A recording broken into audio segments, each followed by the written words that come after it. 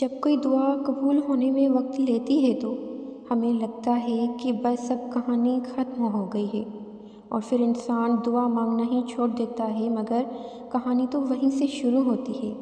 انسان اور اللہ کی کہانی۔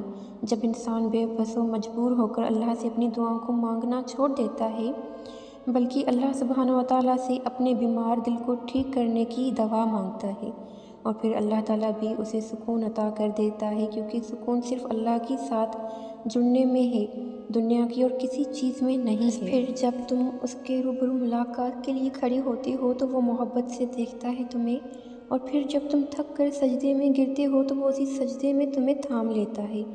یوں ساری تھکاوٹ تمہاری اتر ہو جاتی ہے اور جو مانگا گیا ہوتا ہے اس سے نواز دیا جاتا ہے۔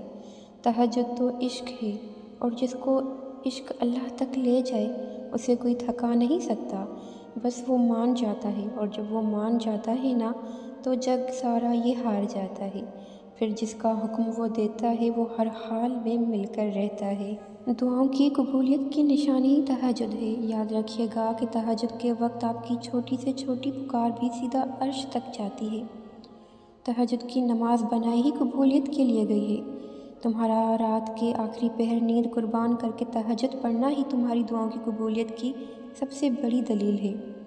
اگر کوئی دعا تمہیں تہجد تک لے گئی ہے تو جان لو کہ تمہاری وہ دعا قبول ہو چکی ہے۔ اللہ کے معاملے میں اتنا مت سوچا کرو، بس آنکھیں بند کر کے یقین کر لیا کرو، کیونکہ وہ معجزوں کا راستہ ہے۔ تہجد کے لیے تم خود نہیں جایا کرتے، بلکہ تمہیں چن لیا جاتا ہے، اور جس کو اللہ چن لیتا ہے وہ اللہ کا بہت ہی لاڈلا بندہ ہوتا ہے، اور اللہ اپنے لاڈلے بندے کو کبھی بھی تڑپتے ہوئے نہیں چھوڑتا۔